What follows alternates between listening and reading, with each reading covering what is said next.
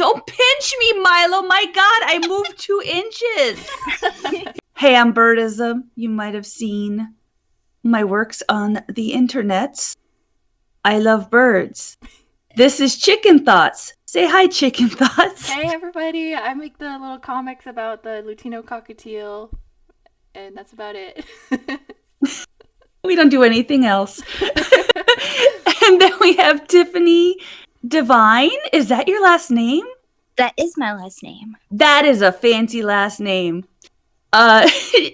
She is an avian behavior and enrichment consultant.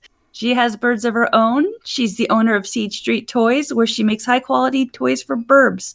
You may know her as the creator of the Daily Grouch, which is a very fun little page with your green cheek. Grouch is the best baby ever. I love him. Oh, we can tell. And the posts you make are so creative too. I love them. Thank you. Well, I'm a big fan of both of you, so this is such an honor to have this fun little conversation about things we all enjoy to begin with, which is based around birds. Yeah, we're so happy to have you. And today we wanted to talk about some taboo topics, but we might warm up first with some easier questions. And the first one we had was, are there any specific challenges when dealing with different avian species in terms of behavior, or are they all sort of the same?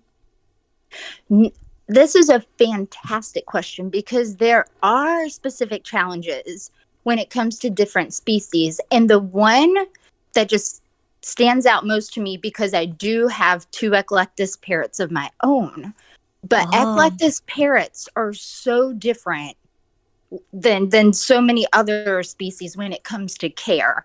And so oftentimes, if you've had other birds and you haven't had an Eckie before, and you get an Eckie and you assume it's going to be the same as having another bird, like based on diet, you might not be aware of the diet restrictions that Eckies need in order to stay as healthy as possible, because their digestive tract doesn't digest the same things, like no seeds, no nuts. That can really cause some issues. So sometimes inexperienced Eclectus owners will come across behaviors that happen that resulted from lack of knowledge when it comes to diet.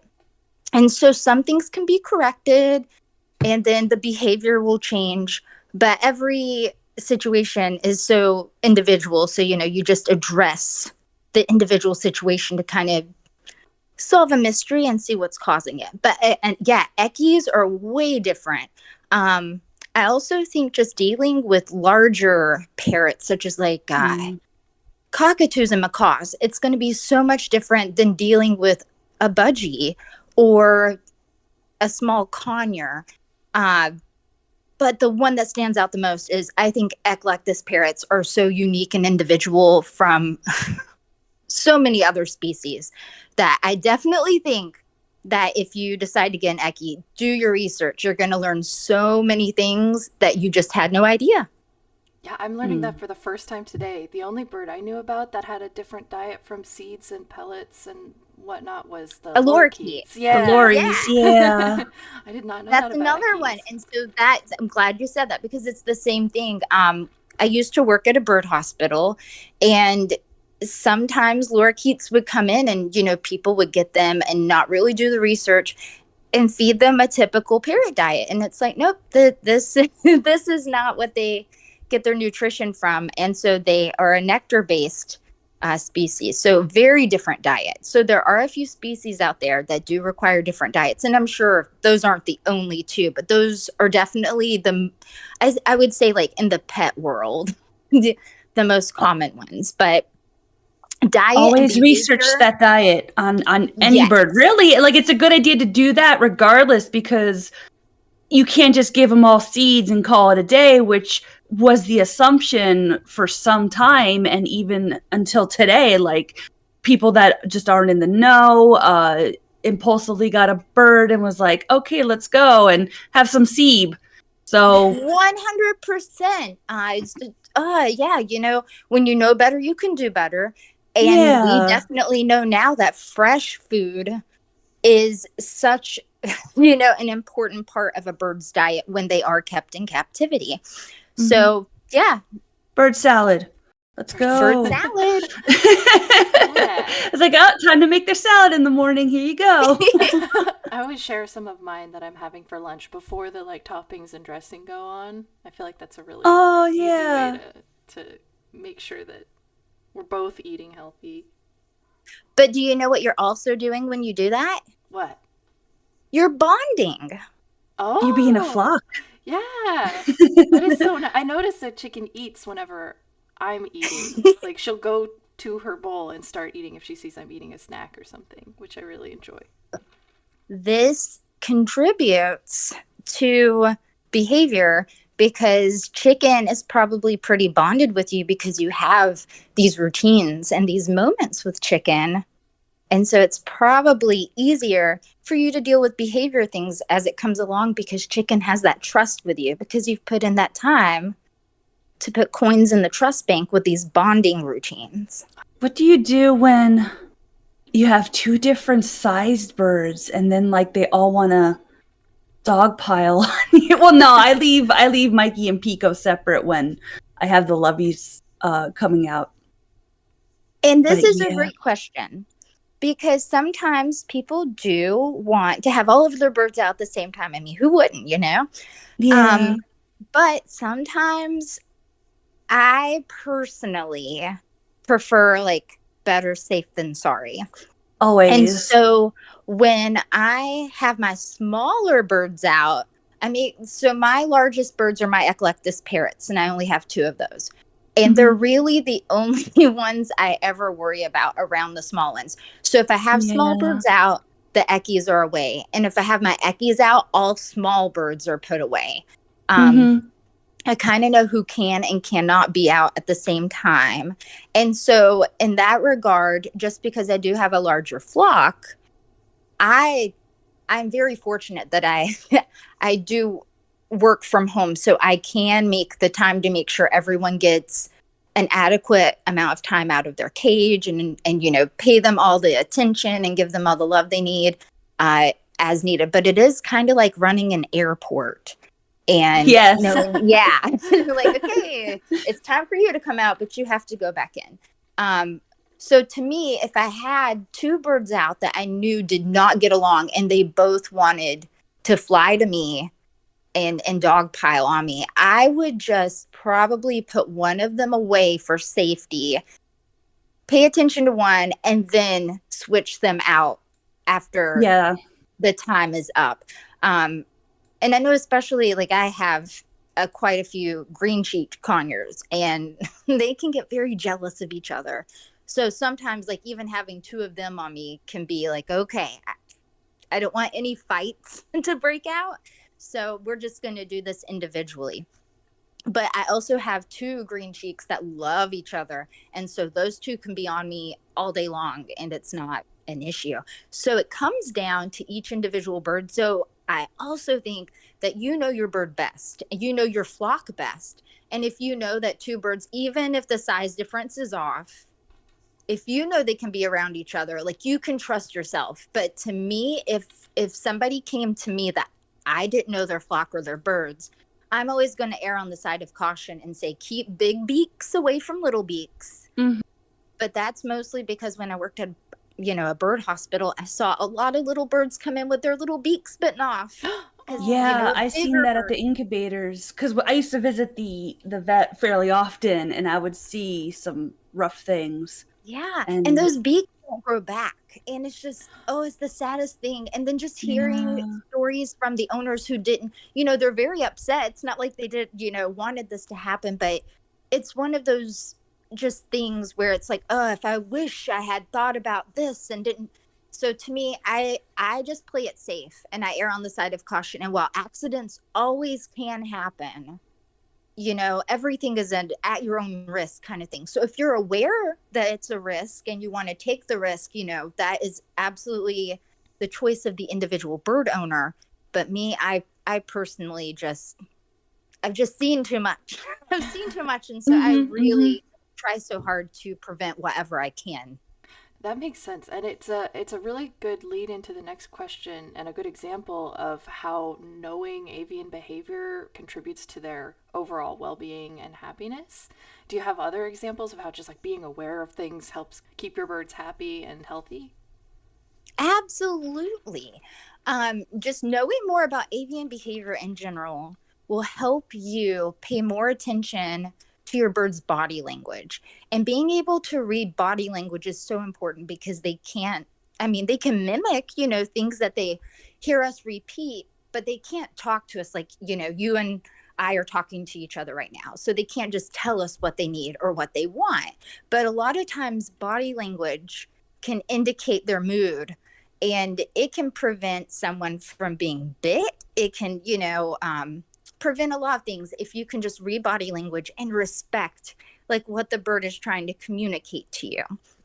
And so to me, if you have spent the time understanding your bird and you can read the body language fairly well and your bird is just not having a good day, you're going to prevent a lot of frustration, I would say, from, putting your hand in and being bit really hard. If you can just respect, oh, I think my bird might need a moment to himself.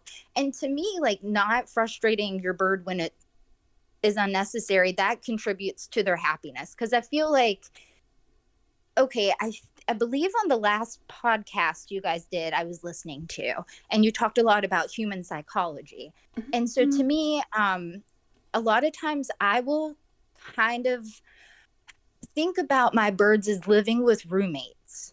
Mm-hmm. And so if you're living with a roommate, and let's say, okay, the best example, like something that people ask me a lot, like, oh, I just brought this bird home. It's only been here for 3 weeks. Why is it still very skittish and it's very bitey? And it's like, oh, well, if you just had a roommate move into your home and it's only been 3 weeks, like, would you just barge into their bedroom without knocking on the door and expect them to just greet you with a peppy, cheery, oh, hi, how are you? No, they'd probably be like, whoa, you're invading my privacy. I don't know you yet. Back out. Like, so true. Especially when they're small too. It's because like you're this big old thing, and exactly. Hey, you want to play? And it's like, and the little budgie's like, what's going on? Yeah, and it's so confusing to them. And so to me, if you treat them more like a roommate, like somebody you're living with, that you have to respect their boundaries, you have to respect their bedroom. Like a cage, to me, there's so many people who frown upon caging birds, but as I explained to so many people, birds in captivity often view their cages as a safe place. So to me, I call them birdie bedrooms. Mm-hmm. And so when a bird is in their bedroom, that's their space. And yeah, if you're putting your hand all in their space when they don't want you there, you're not going to get a reaction that is, your favorite. But respecting their space and taking, like you were talking about, eating salad with chicken, like building these bonds and just having all of these positive things they can associate you with, the human, that contributes to so much happiness because it's like a better understanding between, like, you build a connection. It's not just treating them like, there are like two kinds of people out there. You got people who get pets and it's just, oh, this is just some animal that lives in my house. And then you've got people, I'd like to think all three of us are like this. Those are our babies. They are my babies. I call them the babies. Yes. And so we take that time to get to know them, and we want to know what they need or want because we want to provide for them because they matter to us. They're important to us. Therefore, we want a good relationship with our babies because they're so important to us. So I feel like people who have that kind of mentality when it comes to their pets, you're going to have your pets are going to live their happiest life because you're taking the time to understand their behavior, why they're doing their behavior. And oftentimes you won't have as many problem behaviors if you understand your bird, because if you see something that's out of the norm, you're going to recognize it and be like, whoa, what's different? And 9 times out of 10, most behavior that is not savory to like a human is environmental. There's so many environmental factors that change. Sometimes even the human is part of the environmental factor that changes. Like, oh no, they might have purchased a new hat. Maybe they painted their nails. You know, something Paco that the hated bird my has- nails. and then how dare you? And I'm going to act out because I don't like it. So there are just so many things that isn't really something that we would think like, oh, that's a big deal. But to a tiny bird, it's a huge deal. And when you can recognize these things, it's a lot easier to, yeah, solve the mystery. So you don't have to just, well, what's going on here? It's just like putting two and two together. But I feel like just understanding how your own bird works, you're going to be able to see if something is kind of like, oh, this is not like them at all. And then in that case, you can either catch a medical emergency because you're like, this doesn't look normal. I'm going to go to the vet right now. Or maybe you can think about things that you changed in your own home and you're like, oh, well, my bird is clearly not okay with this, and rearrange or do whatever you are need to. offensive. Get new ones. Put the old ones back. I'm wondering though, okay, so what about African greys and Amazons in particular like to troll? They'll bow their head and be like, oh, I'm sweet baby, please pet me. And then they'll spring up and give you a chomp. They're so notorious for that. Do you think they just find it entertaining and they're like, hey, hey, hey, hey, hey? Which is not too Personally, different from humans. I do. I really think that they just want to watch the world burn. Sounds about right. I have dealt with so many African greys that just it's They're buttheads. I don't know. Do you guys? I don't want to do swearing here, so I'm just going to say they have RBF. And we can say resting bench face. Bench. It's the bench. So that's just how African greys come across to me. They're very hard for me to read from their facial expression. So that's actually a species I have a very difficult time reading their body language because they kind of are trolls. They're kind of stoic, but also like mischievous. At least my experience. Okay, I don't know if you guys have this experience, but in my experience with all the people I've met, like working at the bird hospital is a good example because my colleagues, some people had African greys. There was a doctor who worked there. She only had African greys. And to me, like knowing her as a person, oh my God, you'd be an African grey if you were a bird. And there was another girl who only had cockatoos. And I'd be like, you are totally a cockatoo. And me, like I have a few different species, but if I had to relate to one, I am totally a green sheet conure. If anyone met me, they'd be like, obviously. But I just feel like some people are meant to have African greys, and I am not one of them.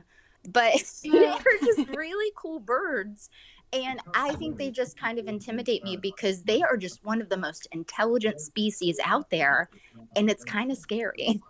I started with conures, and then went to lovebirds. So maybe I'm some sort of mix of the two because lovebirds have such diverse personalities. Like right now, I have Milo being a snugglebug, but if I did this with Hilda, despite having her for years and years and trying to spoil her rotten, my hand would be bloody right now. However, she's been opening up a lot and with the rough play, with the rag and throwing her toys around with her. Like she's been loving that so much so that I'm able to actually pet the back of her head very gently without her trying to nail me. Oh. So I've been obviously bitten by quite a few different species in my time working with birds. And the worst bite I've ever experienced is from an umbrella cockatoo. But the second worst was from a lovebird. Oh my gosh. They'll hold on. They'll totally hold on. They're like little pit bulls. And they latch on and they will shake their head back and forth and they will not let go. Yeah. Wow. And they'll kind of like wiggle their beak so it's like getting in there further. And they are so sharp. And it's just like, how is this adorable little species referred to as a lovebird? How can it be so vicious? But oh my God, they really can be. But I think they are so cute. They are they're just lucky they're cute. They're They kind of really do. pudgy. Like, Yeah. whereas other birds are kind of lean. You got a little squat lovebird. I'm like, aw, so cute. The variations, the color variations are just incredible. I Mhm. mean, how many? Well, I mean, I guess there's a black palm cockatoo. He is pretty goth, but you can get a Yeah. goth lovebird. Oh yeah, I've seen the goth lovies. Lolo's a little bit of a she's half goth. Half goth. I love the goth birds. And then that's their natural species. Like so the fishers have the orange on their head, and then Yep. the black masks, and then they're all natural. You've got the peach faces. They're all their natural coloring. They're just different species. Oh, whoa. I thought Yeah, they and were that's true. bred to be all Mhm. those different colors. They're natural? Some of them are, yeah. Wow. The fishers, the black masks, the peach face, and then there's a few others that are just all green. I have it in my book, but then you get the mutations, which is where you kind of get the goth lovebird from the black mask, or you Yep. get an all white one from. I think it can be either any of them. You can get like a pure white one. The googly eyes come in from fishers and black masks. The peach face don't have the googly eyes. Yeah, the white ring around the eyes, that's Ah. mostly with the fishers and the black masks. Because I got both. They're cute. They're so googly. They are. The ones without the googly eyes almost remind me of parrotlets. Yes, Oh, yes. yeah. True. Well, I wanted to ask another question for Tiffany, and that is there anything that clients ask you a lot about more than other topics? I think the thing I'm asked about most is how to get a parrot to stop screaming. Oh, And to interesting. me, Ha. that is something like there is no just answer You I don't. can give you. Oh, no. It's That's based the on neat part. You don't. individual- yeah. You just have to scream with them. No, that is not. Screaming match. That'll help. It's I think that is why most people in like they have just reached a moment of desperation, like I've tried everything and my bird just keeps screaming. But typically what will happen, so when I do a consultation with someone, I go into problem solving mode. So I collect all of my data so I can, okay, this is what's going on. And basically I just try to help solve a puzzle. So there can be environmental factors that cause screaming, like birds can get bored. They can just be kind of, I mean, sounds kind of annoying because it is, but maybe they see you doing other things and they just want your attention, and the only way to get your attention is to scream. They can't just say, hey, come play with me, but they can scream and that's going to get your attention. Maybe they need more enrichment. There's just so many things that you can try, but there is no just, oh, there's a book I can just flip to page 42 and now there's, yes, here's how to get your bird to stop screaming. That's just not how it works. It's down to like just all sorts of key information to kind of get an idea of what kind of environment the bird is in, and just, I don't know, does that make sense? Yeah, it's definitely not a straightforward, easy answer, and it really depends on It's the not. bird. And sometimes a client will get very frustrated with that. And it'll come down to I had a client once who asked me, they were a local client, and they asked if they could just bring their bird to my house and let me train it for 3 months and then just give it back. Oh, And so my answer was, well, I mean, you can, but then you won't have a bird because if That I bird will put the hate you. time- yes, Be the so bird mad. won't like you. But if I take the time and put in the effort to train a bird, that bird's going to be bonded to me. So anything I've trained this bird to do, he'll probably only do it for me, and I could give it back to the owner, and it's going to go back to all the problems they didn't like. And So- then some.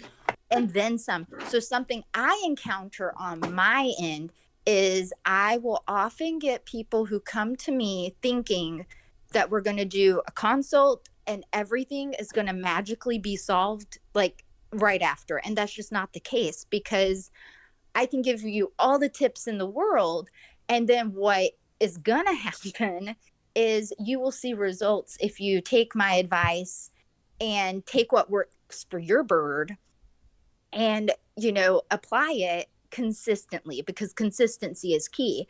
I have some people who come back to me and they're like, well, I tried what you told me to do, but it didn't work. And I'm like, well, how long did you do it? I did it for 2 days.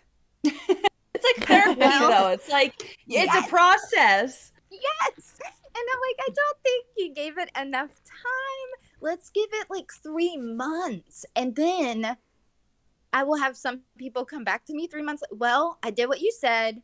Okay, you were right. It's not completely changed, but I see some difference. And I'm like, okay, yes, because we're getting a new routine in order, and it just takes time. Patience is so important when it comes to having birds. And Screaming pain tolerance. is probably the most common thing people ask me about. Screaming. Yeah. I see. I thought it was going to be biting if I had to make a guess, but screaming makes a lot I of know. sense. I know. Now, people do come to me about biting too. And biting, it's kind of the same answer. I want more information.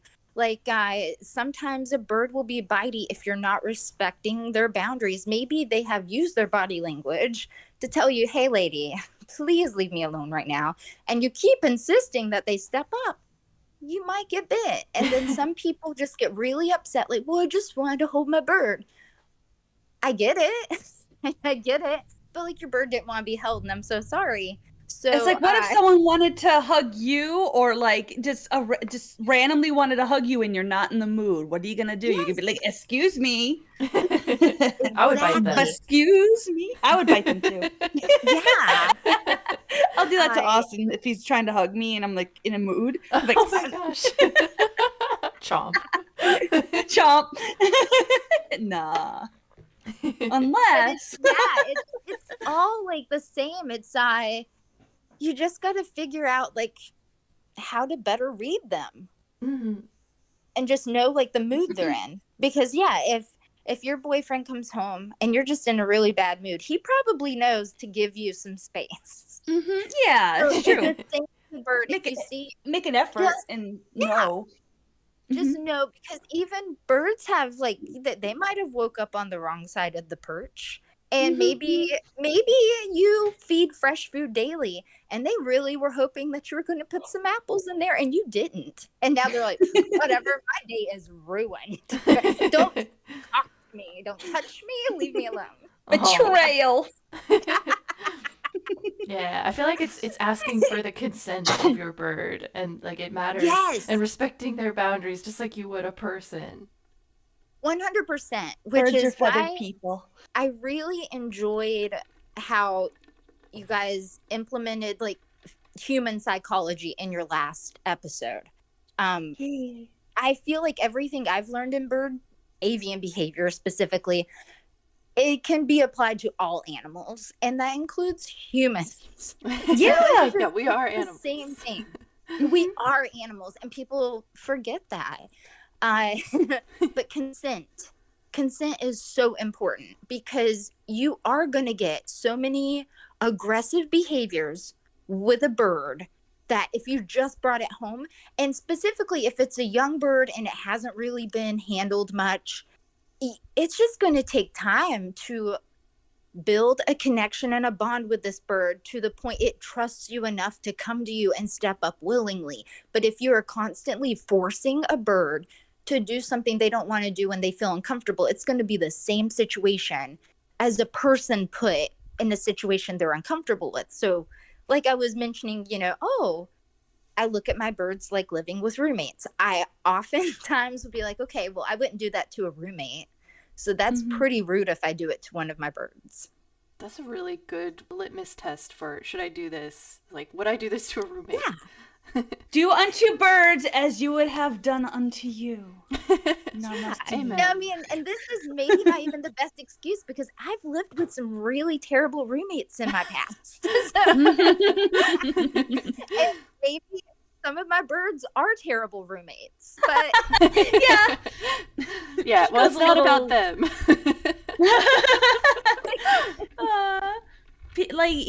Pico's a little hyperactive thing, and it's just like, you know what? It is what it is, and I try to, uh, what's the word? Just let her be herself, and I am there if she wants to hang out with me. And she likes to do dishes, so I'll try to do that regularly with her. Like work with her instead of against her. Yes. Like, Okay, that is exactly what people should do. You're doing everything right. That yeah. is, Yay. and the fact that you even paid attention enough to know she likes to do dishes. So I'm going to mentally make a note that when I do dishes, I'm going to take her out and, share this time with her because I know she enjoys it. Like I'll put the clothes away, and she'll just be like, she'll start wiggling and be like, I want to help, I want to help, I want to help. I'm like, okay, come on. Oh. That's really sweet. You're a good burb owner. I try so hard. Succeed, it sounds like. I guess one more question before we transition to like the spicier topics. You mentioned consistency is very important, and I was wondering what's the role of consistency in achieving desired behaviors from your parrot or your bird? Consistency is going to be the most important role in achieving a desired behavior, because it's so if you think about how the only thing my brain can think of right now to equate this to is that rule. It was like a book, maybe it was called the 5 a.m. Club or something. And it was I read like, that. okay, yeah. And if you get up at 5 a.m. every day for 30 days, your brain creates a new habit. And then you're just magically going to start getting up at 5 a.m. and you're going to enjoy it. And I did try that for a while and it was fun, but then I wasn't consistent with it. And do I get up at 5 a.m. every day anymore? No, I don't. So with bird behavior, it's the same thing. If you want to see results, you got to do it every single day. And depending on what behavior you're trying to achieve, let's just say you're just working on some fun training tricks. Simple training, like recall training, for example, things like that, it only takes 2 minutes per day. Because if you do like 2 to 5 minutes is an ideal training session for a bird, because you want to keep their attention. You don't want them to end up bored, and you want them to have something to look forward to later. So if you are doing this every single day around the same time, I understand schedules might change and then you might have to change the time of your training. But if you can commit to doing it every single day around the same time daily for 2 to 5 minutes, you're going to see some progress. Your bird is definitely you're going to see it over time. I know a while back, years ago, I guess it was like at least 5 years ago, I did 100 days of bird training to see like what's going to happen, like consistently every single day for 100 days. And I used my green cheek conure Valentine, who was a rescue I got when she was 15. She'd only been fed sunflower seeds her entire life. So she should have been green, like a standard green cheek conure, but she had turned a very dark red. She had liver disease and metabolic bone disease from lack of nutrients, and she had been kept in a cage outside with no toys, no enrichment. Oh, no. So she didn't even have a name. Like it was so sad. So it was like February when I got her, and I was like, Valentine, she's red. She was very scared of hands. I mean, she wasn't handled, so this is understandable. So I thought this is a great bird to try this with because she doesn't really like people in particular. And I want to bond with her. I want to change her life for the better. So for 100 days consecutively, I spent 2 to 5 minutes with her. And we started small, learning how to do a spin and use positive reinforcement. And hers is safflower seed. And it was a little bit of a challenge because when I got her, like she just only wanted sunflower seeds. We had to transition her whole entire diet. So like seed wasn't really a treat for her. but it worked. She only got safflower seeds when she did this, and funnily enough, like uh she only would accept safflower treats during training. It's like that she understood. I don't know, but she learned how to do a spin, and then we changed it to, I got this little bowling set, and so I worked with her to push a little ball to push over some pins, and she eventually understood it and did that. We worked with a little toy that had rings where she would take the rings off and trying to put the rings back on, and she never really got the hang of that. She did it a couple times. Nothing was like 100% perfect, but wow, to watch her trying to get this done. Like, she knew, she understood the assignment, and she was trying really hard, and you could tell like she understands. But the whole spinning thing, she loved to spin. That was, I think, her favorite part of the training. But what I noticed is, from doing it every single day with her consistently, it's like she looks forward to it. She's very bonded with me now. She's not afraid of my hands anymore. She steps up just fine for me, where she won't step up for other people because she doesn't know them. But like, wow, that really put this amazing bond between us. But it gave her something to do. It gave her noggin something to think about, something to learn, and you could tell she was really enjoying it. And it only took 2 to 5 minutes a day. And so some people think training takes a half hour, an hour. No, it's so short. And to only fit in 2 to 5 minutes a day, and now to have the bond I have with this bird, and she can do a few cool tricks like that's awesome. And it didn't even take that much time out of my day. Wow. Yeah, people think it's a lot of time. It's like, no, it's just, you just have to make the time. But the point was Be consistent. consistency. Mhm. Consistency was the biggest key factor in this. Is if I had not done it every single day, I don't think things would have turned out the exact same. So with, another great point about consistency, diet change. Let's talk about that. So when I had any bird that I have gotten, because all of my birds are adopted or rehomed to me, and so some have come on all seed diets, and you have to convert them. So a lot of times clients will contact me about diet conversion, but my bird won't eat fresh food.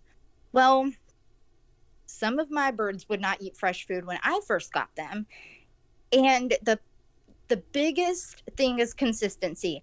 One of my birds hated fresh food so much, I would put it in there every single day, even though I knew she wasn't going to touch it. Mm-hmm. And sometimes they'll launch it. It's a toy. Yeah. And to me, you can just call it enrichment. Even if they dig through it, toss it out, they still did something, and that's great. I think eventually what I got to thinking about was I ended up squeezing like some fresh orange juice on that particular bird's chop, because I was like, I think she might like some juice. And yeah, she went over and licked it, and that encouraged her to start trying new things in her bowl. And after 6 months of consistently putting chop in her cage every single day, 6 months later, I finally caught her one day, and she was in there, and she had a beak covered in greens, and I'm like, she finally discovered this stuff is yummy.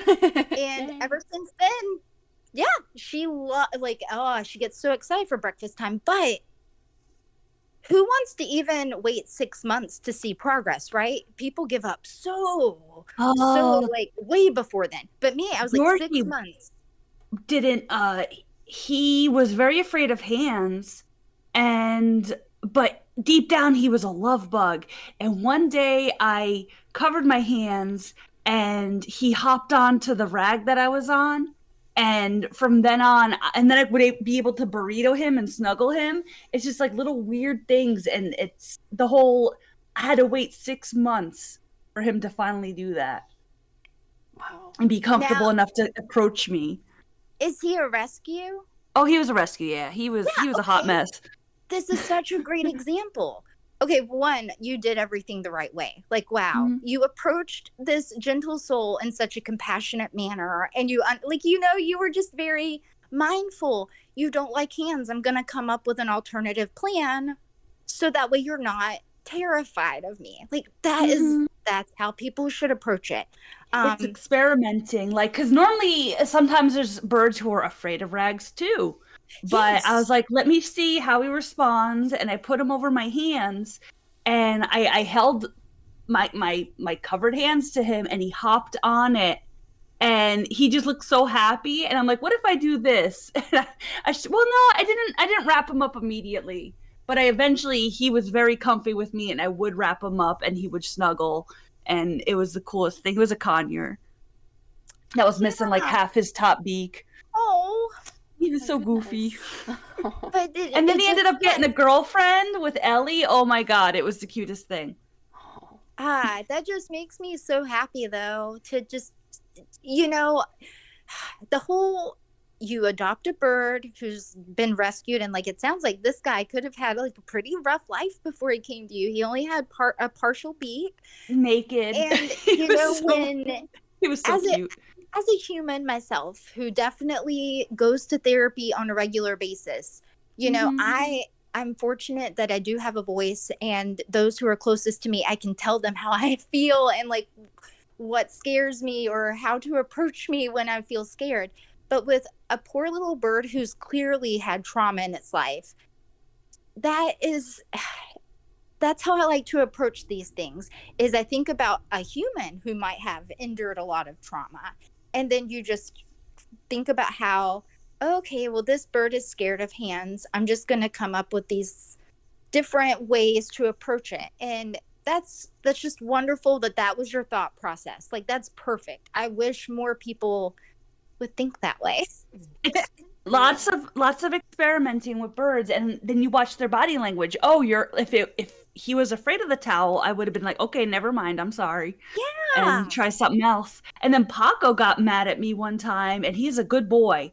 And he suddenly started attacking my hands. And at that point, it was because I had nail polish on. So from then on, I would not wear nail polish because of him. Oh, that's But- really thoughtful. Yeah. Whatever.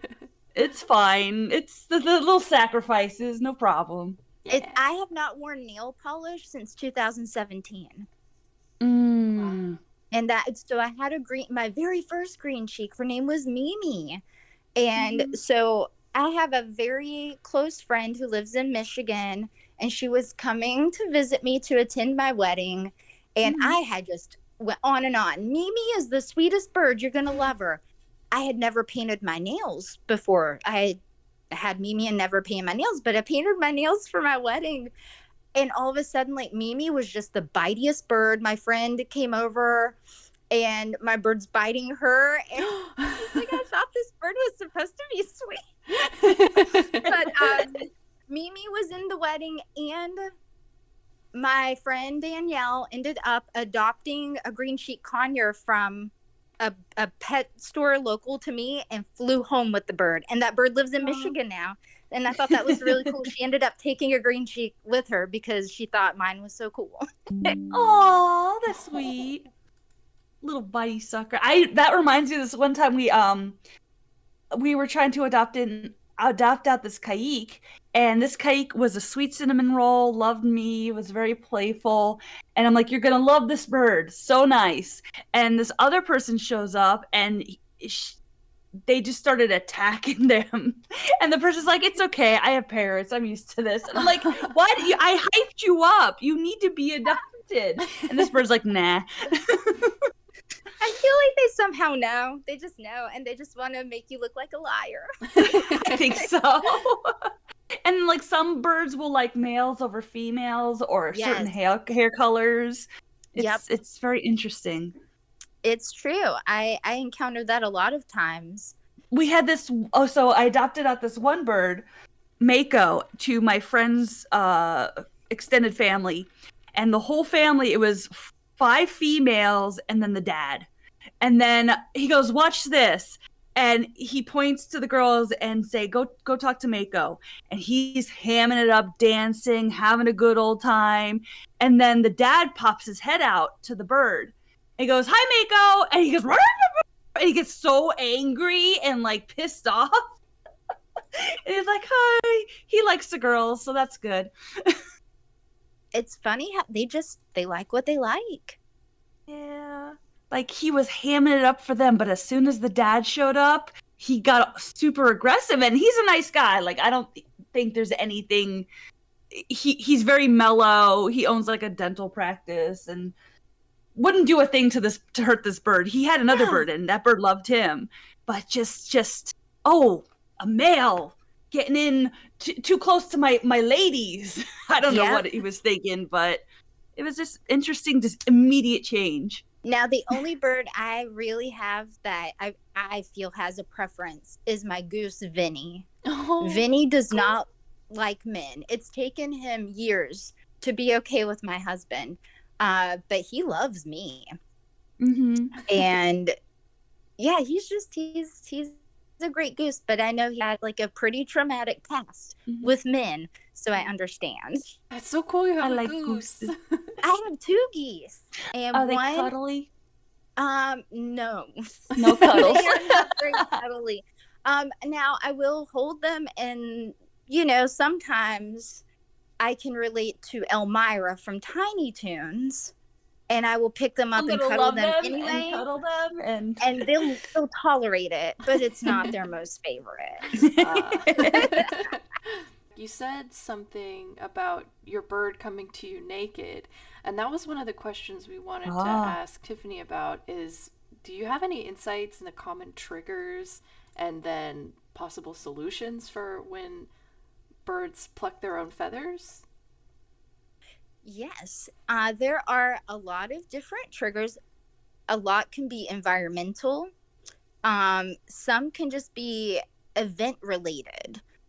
I have a golden conure that came to me. His name is Midas, and his whole belly was naked. And I've had him for a few years now, and I've seen different stages where he will let most of it grow back, and then you'll wake up one day and uncover his cage, and now his belly's naked again. So it's been interesting trying to pinpoint what his triggers are. But I feel like just depending on your situation. So I also have a dusky conure named Dio, and he's a rehome, and he came from a situation where his previous owner, I guess, had to leave him for 2 months with someone else. And he was so bonded to her that during that time, he plucked his entire back. And so he had plucked it so much where if you have looked into plucking, sometimes birds will pluck enough where it damages the follicles and they may not be able to grow some of the feathers back. So some of his back, the follicles have been damaged and he may not ever grow back, and that's okay. But in his case, the trigger was his person that he was very bonded to left him for such a long amount of time, and he didn't understand why. So we can know, okay, he plucked out of like separation anxiety. What happened to Milo? In my personal opinion, I believe Midas's situation so his previous home had a lot of other animals, and I think that some of the animals, specifically being dogs, they had dogs there. The dogs were completely separate, but I think the activity of the dogs, because some were hyper active, I think that stressed him out. I think that there are so many different things that can cause a bird to pluck. Sometimes it can be a medical issue. So sometimes a bird will pluck if it feels like, okay, so like maybe what if there's a heart murmur and it feels weird, and they'll just pluck their chest because they don't know what's going on. Or there could be, sometimes birds will pluck if they get like a fungal infection on their skin because it turns itchy all of a sudden. And some people I've spoken to will say, well, I covered my bird up before bed and they were completely feathered. The next morning I went back and wow, they are naked. And a few times those same people came back to me because I want to report, like after you go to the vet, what happens. And it was some sort of infection that caused them to be itchy. And that was kind of what did it. Unfortunately, in situations like that, it can take the bird a little while to start growing their feathers back and break that habit, because it can just become a habit. So depending on the environmental situation, the medical situation, any kind of like event where maybe something, their routine changes, something or someone they love goes away completely, like all of those things can factor into why a bird would pluck. Hormones can definitely play a key factor too. Specifically, like if it is okay in the springtime, let's say some people might have a pair, like a male and a female. You might notice sometimes like a female might start plucking her chest, and that's a hormonal thing because they're preparing their nest. They want a comfy nest, and so that it'll grow back. It's seasonal. It'll happen. But yeah, hormones can play into that. I have a green sheet conure who came to me and her belly was plucked. And so she came from a stressful situation, like her two owners, they were going through a big divorce, and I think her whole life was kind of changing, and it just stressed her out. So she plucked her whole belly. And since coming to live with us for a few years, like her belly grew back completely. But one day I looked at her and she had ripped all her feathers out overnight. And I figured out it was around the 4th of July. That's what I equated her plucking to, because now she only plucks during that time of the year where loud sounds happen unexpectedly. And then she grows it back, and then it'll happen again the next time July rolls around. It sounds like for the plucking, it really, you have to look holistically, like what's their situation, what's been going on, and then medically, is anything going on? And medically, you always just want to rule that out. Like, regardless, even if I think it's just a behavior issue based on something in the environment or an incident, I still like to recommend a vet visit just to rule out anything medically, so that way peace of mind is always good. But then you can kind of focus on, okay, well, we know for sure this is not it, and now we can kind of deduct what it is, and then see if it's a trigger we can possibly remove or avoid as much as possible. Is there a way to catch it early? I think that would just depend on how observant you are, and it just depends on the bird too. And sometimes they might just be molting. Yeah, exactly. And it depends on the species, because some species molt more than others and a little differently. But if you are noticing like actual plucking, or even so, a small thing that can eventually lead to plucking is barbering. Sometimes you might notice like a bird's feathers look a little choppy because they've been barbering. And oftentimes barbering is caused mostly by boredom. Boredom is a very big factor into barbering, and barbering can eventually lead to plucking, depending. And I guess I don't want to say boredom is always the cause, because sometimes it can just be a nervous habit, like people bite their fingernails or something. Maybe the bird feels nervous in the environment, and that's kind of it's a soothing, it's like a stim, so like that's what soothes them and makes them feel a little more comfortable. But if you notice this, and that's obviously not an ideal behavior, I always recommend a trial and error situation. Let's find some new enrichment for this bird and see what they do or do not like. And you might be able to find something that keeps their attention or kind of distracts them from the barbering behavior and turns their attention to, maybe barbering a toy instead, shredding. Mikey's barbing. He barbs his own feathers and Pico's head feathers, and he's got toys. I give him a good chunks of snuggle time, and I feel like what he really wants is to be on me 24/7, and it's like, I can't, buddy. You can't. It makes me feel so sad. That is a very great observation too, because especially if you've given him toys, you give him adequate. He's got TV, he's got sound. Yeah, all of that stuff. Sometimes it's still going to happen a little, as long as it's not her. Okay, so if he is grooming Pico's head and barbering it to a point where maybe, oh no, now there's a scruffy, but it's not boo-booing. There's like no harm. Like he's been doing it for a while. He doesn't pluck, he just barbs, and then he's like, oh look, I have more feathers to barb, and it's just her head. And So maybe it's like he's aspiring to be a hairstylist. Have you thought of that? maybe. Oh, Mikey, I'm sorry. I didn't notice he had aspirations.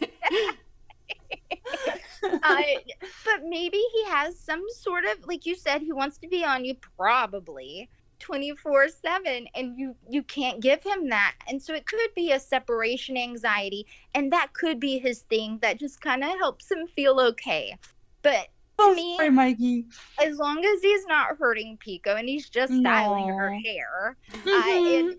and it's not really affecting him. Like if he were creating wounds on him, his flesh, then I would be Yeah. concerned. But Which sometimes Milo does, and I have to collar him. He was very bonded to this lady's daughter, and the lady's like, no, and then he was put in rescue for a while, and after that he just plucks, and like I'll give him a break from the collar, and he'll just go to town on his feathers again. Okay. Well, with this being said, I already know one of the questions that is part of our agenda today, and I want to go ahead and touch base on it because I feel like it ties into this really well. Rehoming birds. When is it the right thing to do, and how does it affect them? Mm-hmm. And so, to me, based on what you're telling me right now, this poor little guy had such a good bond with his previous human. Mm-hmm. And it's so sad, especially when they get bonded to children and a child does not have control over a situation and a parent makes this decision. It's really sad on every aspect. But I think just birds can, just like people, if we experience loss or a really drastic change, we can become overwhelmed and we can become depressed. And I really feel like the birds are the same. And so when something changes in a bird's life, like completely changing homes, but especially when they have to go sit at a rescue for a while, and, sometimes they're even bounced around a few homes before settling on one. But I do believe it can create psychological trauma. Just like a child in, the foster care system. I'm sure that's like, it's overwhelming. And so I never want anyone to feel shamed if they have to really make that difficult decision to rehome a bird. But at the same time, if somebody is thinking about this and their life is changing for themselves and they really don't think they're going to have the time, or their situation is just completely different and they're not going to have the time to dedicate to this bird, I feel like it can be a responsible decision to make, to put the bird and their well-being first. And so sometimes that is the best decision, even though it may cause distress for the bird for a little while. And some birds will end up developing behaviors that are unsavory because of this. But that being said, I think that anyone who decides to take on a bird without research, brings the bird in the home, and then just decides, yeah, this bird is not for me, and I'm going to just get rid of it. That really does upset me because, okay, this bird could have completely avoided going to this home that was not prepared for them if this person had put in the time to research and understand what they're getting into. However, at the end of the day, if that person is not equipped to handle this, I would much rather that bird go someplace where they will live with somebody who is willing to put in that time and dedication and understand that birds aren't just accessories. They're not decor. They're not just a status symbol. They're not just something cool to have in your house, or I got this bird and it won't talk, so I don't want it now. That happens more than we realize, and it's so frustrating. Because I wish there was disclaimers on these YouTube videos, these TikToks, where it's like, yeah, you see this bird being cute? This is not every single bird. Just because you get a bird doesn't mean they're going to be this goofy, this vocal. Like, it's people think they're getting a toy in a way. Yeah. And it's And like, do you get a know toy. those birds, Don't get this. the birds that we see in these hilarious and adorable videos, what the people also don't know is the person filming them doing these really cute things has a really good relationship with that bird. They have a really good relationship. And so if you go and just pick up a bird, you got to like work to have that relationship. Just like you would work in an actual relationship with a partner. You know, your partner isn't going to like you much if you're not putting in the work. You know, you're not going to feel connected. But you can't just go get a bird and tell it to talk and tell it to do these cute things. Like, it has to know you, and then it might be willing to show you that side and just be like, okay, I am very cute. Look at me. But people do give up so easily because they want what they want when they want it. And they don't want to put in that consistency and that time and effort and patience. No instant gratification with birds. Yes, they Very seldom. They want a bird that immediately says something funny, or just, and that's just not how it works.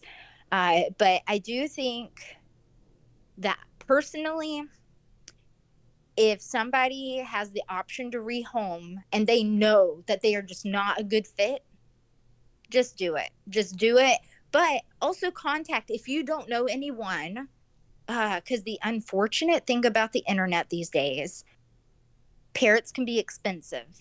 So a lot of times what happens is if people are trying to rehome a bird on the internet and they're not asking a fee, someone will take it and say, oh, I'll give this bird a good home. But they don't have the intention of doing that. They have the intention of flipping the bird for profit. Bird flippers, yeah. Or even bird breeders. They'll be like, sure, I'll take a good care of this bird. And then they just stick them in like a bin and have them make babies. And right. And that's, to me, so unethical. So I always recommend, I have people come to me all the time asking, like, how do I rehome my bird? And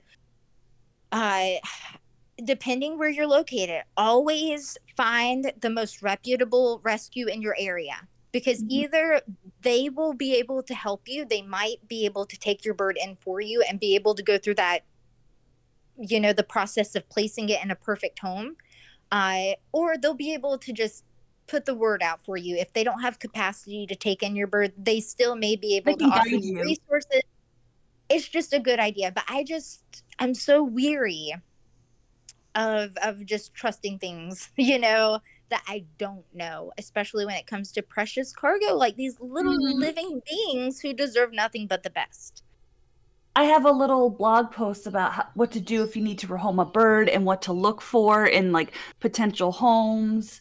So yeah, I'll do a shout out on my page.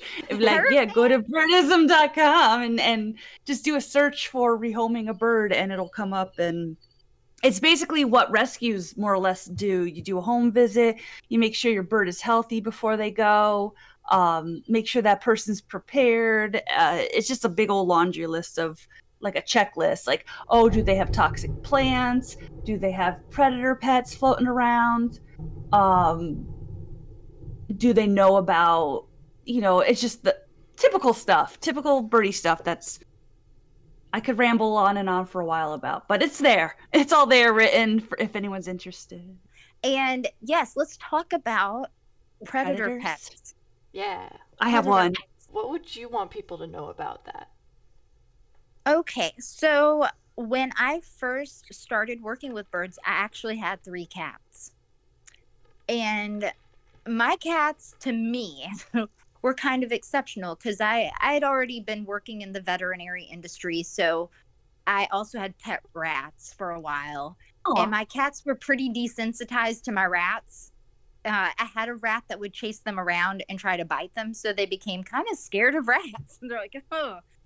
So when I brought birds into the mix, they were never really interested because they were like, I'm just going to stay away from this. Mom brings home critters all the time. Jeez Louise. But that was the thing. They were just overly desensitized because I just had, they were used to like ducks and geese too, because I had waterfowl before I had parrots. However, I am very aware of the dangers of cats and birds. They are like, Tom and Jerry was a good example. Like cats will go outside and chase birds in the outdoors, and he was always chasing that mouse. But they're predator animals. They want to chase things. It's their natural instinct, and I'm not going to hold that against them. They're cats. It's what they do. So to me, I was just always aware it's a risk, and I just never allowed my birds to interact with my cats like purposely on a regular basis, Mm-hmm. I think it's the one thing that I really don't like about social media and this topic is when people post specifically new bird owners who aren't as experienced will get a bird and they already have a dog or a cat, and then they go home and they immediately want to put their bird on their dog or cat to get a cute photo, or they're like, oh my god, look, my dog loves my bird so much. And it's not, I don't like that other people will see it and assume, like, if they don't know the information that we know, they'll just assume, oh, well, that's cool, I'm going to go get a bird, and then it's okay to have it around my dog or cat just fine, and they don't really think about the dangers and how that is technically a pretty dangerous situation, because a cat or dog saliva is pretty toxic to birds, as well as human saliva. Mammals, yeah, it's they get like poisoning. Some I forget what it's called. It's a bacteria in the saliva, and it's toxic. There's a number on them. It's like when you kiss your birds, like don't get in the beak. Yeah, exactly. But I just think that anyone who would allow a bird and a predator pet, such as a cat or a dog, to mingle unsupervised is completely irresponsible. I don't care how well behaved your cat or dog is. There's still that natural instinct that can happen at any time. They could be getting along just fine, and in the blink of an eye, something could change. Something could spook the dog and just make it chomp. And, when it happens, you can't undo it. And that's the whole, it's not worth better safe than sorry. I have a question. It's like sorry, go ahead. Oh, yeah. You say don't let them mingle unsupervised, and you say they can snap, in the blink of an eye. If you're watching them and they are interacting, isn't that still a risk? It absolutely is. And so to me, that's your individual choice, whether or not you want to take that risk. Because it's definitely going to be more irresponsible if you're not watching. But if you are watching, at least there's that split second that maybe you can prevent it, but it's still a risk, and it still could absolutely happen. Like, it's not 100% safe, even if you're supervising. I never want to tell people what they can or cannot do, but I do want people to be very aware. It is a risk. You are allowed to take the risk if you want to. Some situations, I just personally don't think the risk is worth it. If I were a bird, I think I would be really offended. Like, if someone would let risk my safety for something that seems so trivial and unnecessary. I just think being aware of the risks is what I would want people to know. I just want it to be in their mind and to know, like, okay, is this risk worth taking or not? Mm-hmm. I feel like,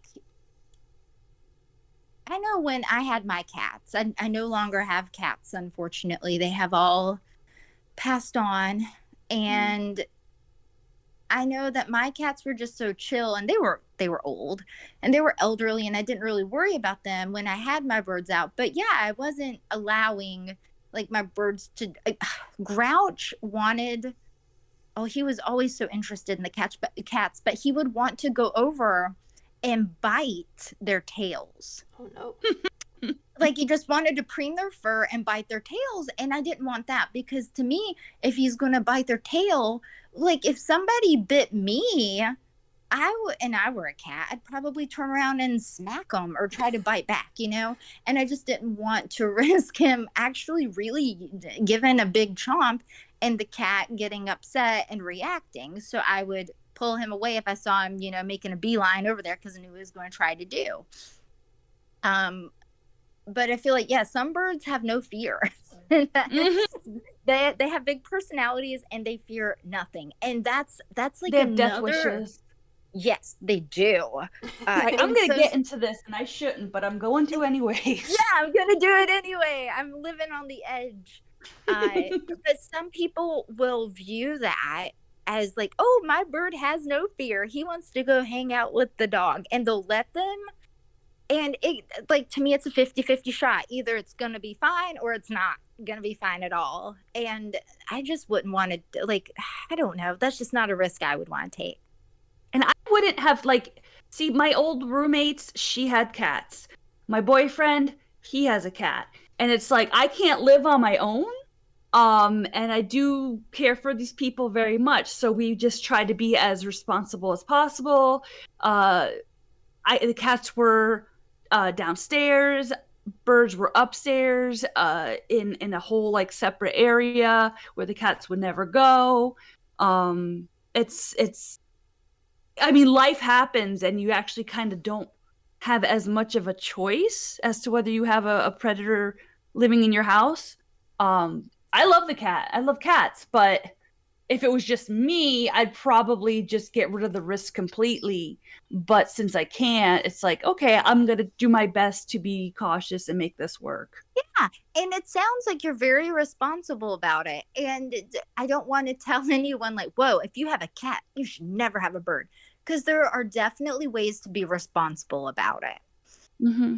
I just don't think that people posting photos of birds on predator pets is a good look on social media, because I think it sets a bad example. The bird people do bounce on those pictures, though. So that's a little bit of a relief. Like, you share that, and all the bird people are like, don't do it, stop it, this is dumb. So that's I think it's true. It's getting better. It is getting better. And, you know, some people get upset when people jump on it like that. But, you know, I would much rather give someone a new perspective that they didn't really think about than have to, like, see a post a few days later that they made a bad decision allowing those pets to mingle and something bad happened. Yeah. Well, this is something that's kind of close, near and dear to my heart, which is like, when are comments helpful and when are they unhelpful? And I feel like there's a very fine line. And I think that there's still a lot we don't know, in my opinion. I feel like gentleness is always a good policy. Gentle nudge. Yeah, but that isn't to say that you just, you know, approve of whatever they're doing. I feel like, yeah, if you come at someone, like, so obviously you're commenting because that bird is in danger. Really, don't like resort to insults, like, oh, you dummy, I can't believe you would do this, oh my god, you shouldn't have a bird. No one's gonna listen. Insults immediately make no one want to hear what you're saying. Yeah, and it makes people afraid to, like, people are going to make mistakes. Everyone makes mistakes. Humble yourself, because you've probably made some yourself. Yes. And everybody's got to start somewhere. Don't be arrogant about it. It's like, I feel like if you teach someone politely, hey, this isn't the best thing to do with your bird, it's very risky, please reconsider doing this again. Like, just maybe something like seeing a pet bird perched on a predator species is like more black and white. But like, what if you see a picture that someone posted of their bird who has plucked in the past, and you like immediately go off on a tangent about how, you know, even politely, like, here's how you can help your bird stop plucking. It's a little bit insulting almost to assume you know what's going on with that person's life. And Absolutely. I would recommend absolutely approaching with questions first. Yes. Like investigating what might be going on. I posted a photo, an older photo, I believe, one time. This was a while ago on Instagram of Midas. And maybe it was a video because he was just being cute and I did something. Wow. Someone sent me a private message that was probably one of the rudest messages I've ever. This bird needs to see a vet. His beak is it was not way too long. He has some medical conditions because his belly is naked. But so I immediately informed them he has seen a vet. Like, why are Don't you coming at me like assume. this? Yeah. And well, you don't know anything about birds. And I'm like, oh my goodness. Excuse me? Even Do you know who I am? Yeah, so it's just Don't be that person, everybody. Just don't. don't be that person because you don't. Okay, unless you live in that bird's environment, you live in that house with that person, you see what goes on every single day, you have no right to make any assumption. You don't know about the environment. You don't know that person has not already gone to the vet. Asking is okay. Yeah, like how have you checked with Has he seen a vet? And like, and yeah, gotten an opinion on what could cause this? Like, yeah, I think it's so silly when people make assumptions without asking questions first. We could also just put little disclaimers with those types of photos. Just be like, yes, he's seen a vet. Yeah. I've seen some people who do that, and I can tell. Like, I do that sometimes. I do rodeo. disclaimers. Yeah, I mean, because I know how people get. Yeah, you gotta protect yourself. I feel like I have regretted not having disclaimers in many comics because of that exact reason. Okay, so something that I don't want to say I've gotten in trouble for, because I'm an adult and I can do whatever I want to, and I don't need anyone's permission. Yeah. But okay, so anyone who follows the Daily Grouch, I do have a private group attached to, like, if anyone wanted to join my private group where we share silly photos and stuff, but it's called I'm High and These Are Birds, because I am not shy about the fact that I am a cannabis advocate. But anytime, are you high right now? No, because so my rule is if I'm doing consults or like this felt pretty like important to me, I will not be high during it because like it's important and I like to be like professional. That'd be kind of funny though to do like a do a podcast while you're high and talk about birds. Well, and the other thing is I've actually had a podcast in the works for almost a year now, but I've been too scared to actually get it going because I don't like the way I sound when I talk. But the whole point was it's called I'm High and These Are Birds, and I would be high during every episode. So I'm trying to get comfortable enough with that because I also know it's going to bring a little criticism. Like, I understand not everyone is in support of this, but okay, so there was one post I made. This might have been like a couple years ago on the Daily Grouch. Okay, so anyone who knows me, and probably a lot of Daily Grouch people know, I love miniatures. I love miniatures so much. And so I love setting up miniature scenes to take silly photos with my birds. And while Grouch is such a wholesome little man, I kind of portray my other bird, Ravioli, as like the spicier, more carefree, kind of like free spirit. So I had a tiny little miniature, since this is a podcast and we are keeping it wholesome, a miniature water vase. It's for flowers, right?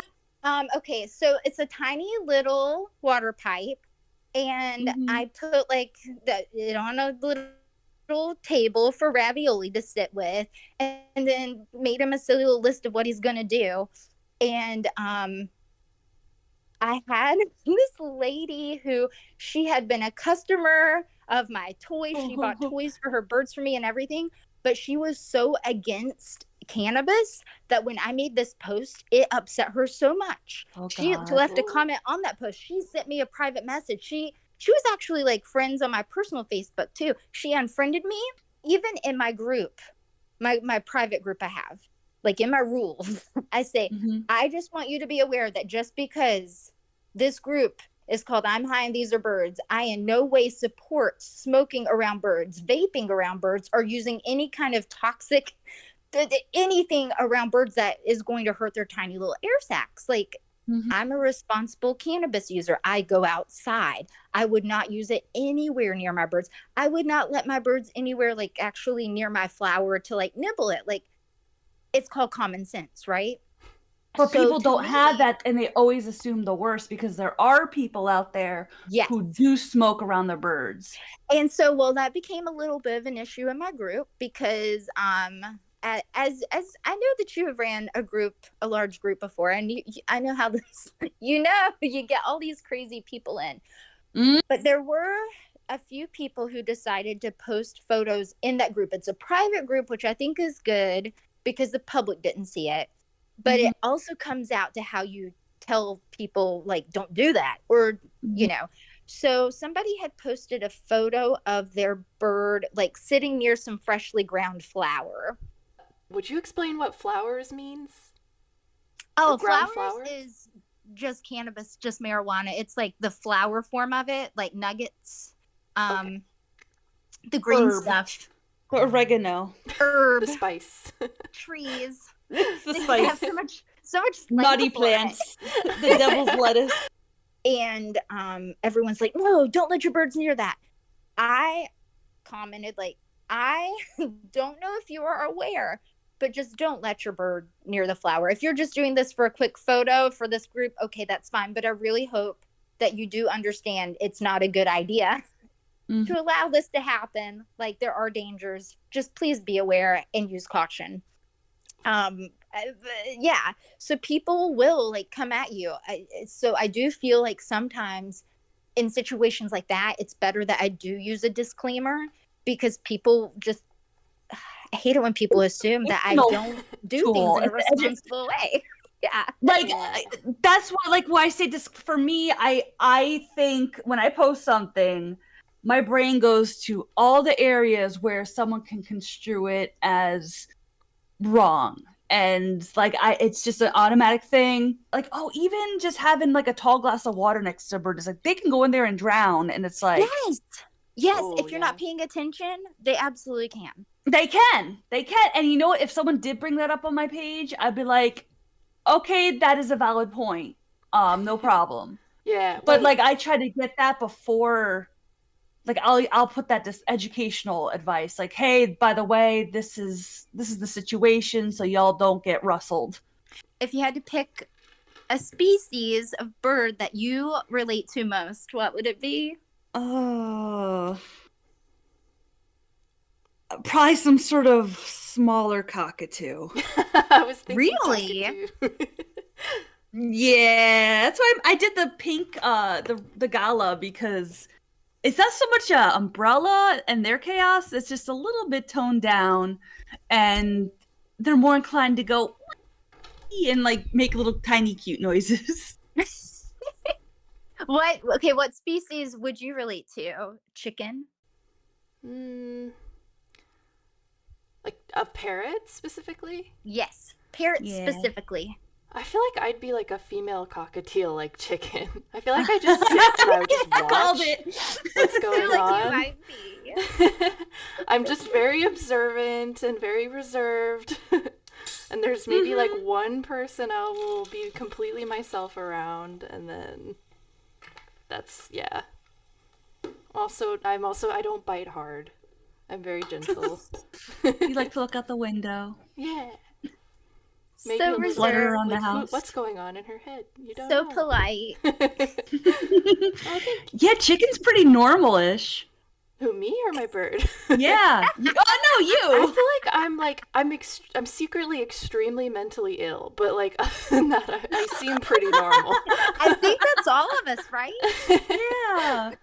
Yeah. I just wear my mental illness on the outside. I've actually come to realize that, like, even while I experience a lot of mental illness from just trauma in general from my childhood, I Same. think also what I've discovered is a late diagnosed neurodivergent person is that maybe a lot of it also has to be it has to do with being neurodivergent.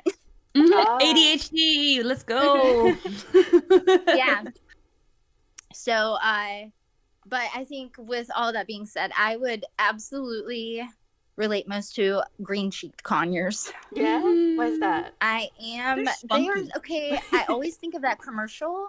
Do you guys remember that Sour Patch Kids commercial where the girl is sleeping in her bed Yeah. and then the Sour Patch Kid cuts off one of her pigtails and she's like, "Oh no!" And then she's like, "Oh, but you're so sweet now." Yes, that's a green cheeked conure. They are Sour Patch Kids, and I feel like the people who know me most would be like, "Yeah, that's Tiffany." Yeah, that sounds about right. With green Spicy cheeks, and especially. And dusky conures are kind of like that too. Oh, I love. They are my second favorite species. So funny you should say that. Mhm. Yeah, I had my first parrot that I decided to take into my life was a dusky. Was it a male or a female? I'm not sure. They never laid an egg, and I had them for a long You do know. time. What was their name? Ellie Bird. Ellie Bird. Duskies, for anyone who has not had a Dusky, I'm so sorry that your life is missing that little bit of joy. Duskies They are are fun. oh, they are such amazing little birds. I'm very devastated that I did have to give her up to a young family, and the girl was in Girl Scouts and 4-H, which was like stuff I was into growing up, and I did go by the birds. And we had a back, like, if for any reason they couldn't keep the bird, my friend who's in Miami was like, I'll take her back in a heartbeat. It was because I moved into an apartment that did not allow loud birds, and some of my birds went to one friend, and I ended up being able to get them back when I moved. And then the other person they decided to keep Ellie. So, but she was my first, and I wish I miss her. But I did the best I could to find her a good place. And I'm sure you And did she loved everyone. an incredible job. Yeah, they met with her, and I'm like, you want to think about it? Like, yeah. And then they thought about it, and like, yeah, we'll take. Like, it was the whole family was involved, and the girl was very sweet with her. And again, Ellie Bird was a people bird, so it wasn't like she was super attached to me. She was attached to my dad for a while, but then she got over it. So then she's like, I love everybody. I'm like, perfect. So, yeah, I miss her. But yeah, that's the thing. It's like life happens. Like back in the day when I first started, it's like, how could you ever give up a bird? That's your child. Like I would live in my car with my birds. And then life actually happened, and it's like, okay, them living in a car with me would not be good. Granted, it wasn't to that extent, but still, it's like, is that what is best for me, or is that what's best for the bird? And I'm like, that's not best for anybody. So finding a good, responsible home can be the best option. Although in the instance with Milo, he got really bad separation. Like if I was to have to give up a bird that was bonded to me, I would probably visit that home, make sure like, hey, this is good person, this is good person. Like I actually had to do that with Mikey and Pico for a while, and they knew the person on a regular basis that did take them in for a bit. So they didn't have as much trauma, and they also had each other, which also I feel alleviated the trauma. And then when I came back to them, they still loved me, and they were good health, and it was hard. It was very hard, but I got through it. I'm really glad. So did they. But you did, like, those are some difficult decisions that you had to make. But I think at the end of the day, you putting the well-being of the birds first is what everyone should take away from this. Like, sometimes it is not a fun decision to make, but it has to be made. Yeah. And then you just try to make the best out of a crap situation, and don't wait till the last minute if you can. Like, think beforehand, like, hey, if I ever got into a crap situation, who would watch my birds? And if you have like 100 birds, like if you have a lot of birds, that's like a big old pickle too. Yeah.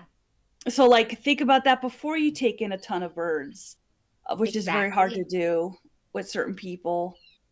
Yeah, like I know it sucks, but think of the worst case scenario and prepare in advance, and just hope you never have to do it. Mm-hmm. And be nice to people too, like who are going through it. It's like, you think they want to do this? Usually they don't. Usually they don't want to give up a little being that they adore and love.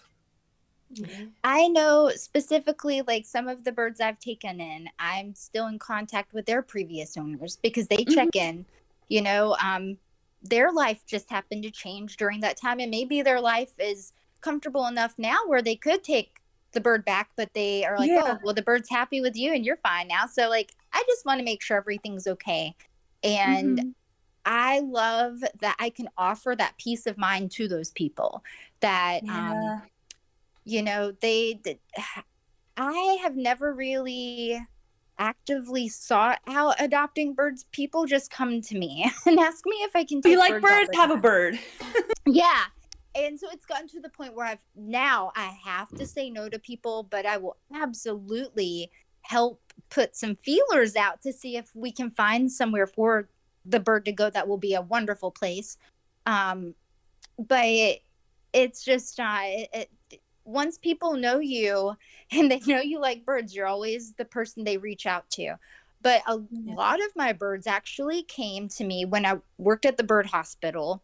I met a lot of regular clients and their birds loved me. And if they had to stay for boarding or they just, you know, came in as a patient or something, the birds always did pretty well with me and they remembered this. So when I did leave the bird hospital, even years after I'd left the bird hospital, I had people contact me, hey, do you remember me? My life has changed a little now and I need to rehome my bird, and you're the first person I thought of because I know they loved you. And that's the biggest honor ever for anyone to have to make such a difficult decision and they want the best for their bird, but to like think of me first, like, wow, thank you. I'm so glad that you trust me with such a big responsibility. But secondly, it's sad that now I have to say no to people because I do have I'm at my capacity, and I'm glad I can, you know, was able to take in who I have taken in, and I wouldn't have it any other way. I love my flock so much.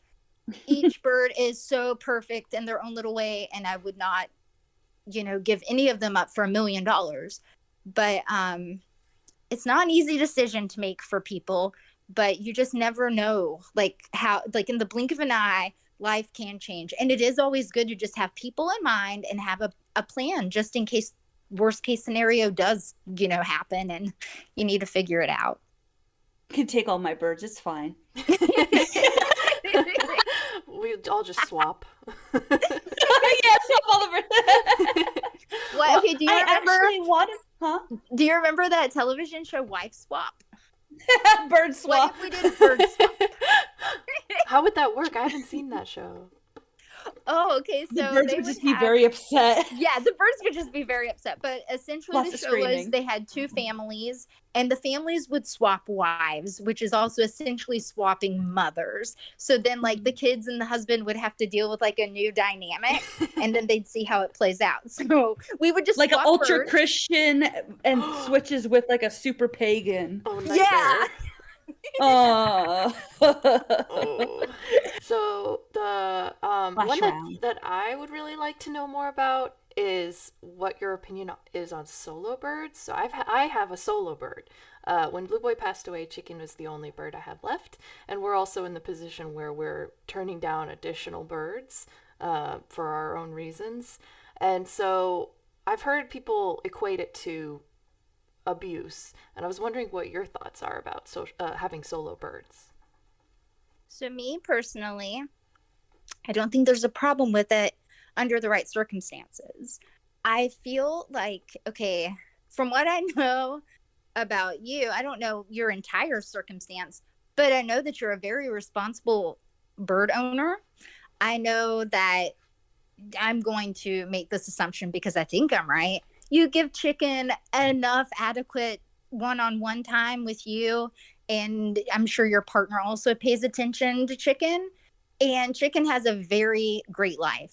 I think that if someone has a solo bird and they have the time to put in that, you know, bonding routine, they include the bird in daily activity, maybe you have to step away for a little bit to go do live things, like maybe work for a few hours, or you got to go shopping and you have to leave your bird alone. That's fine too, as long as there's enrichment in there. You can turn on a TV if you just want to make sure there's some sound, or a radio with music.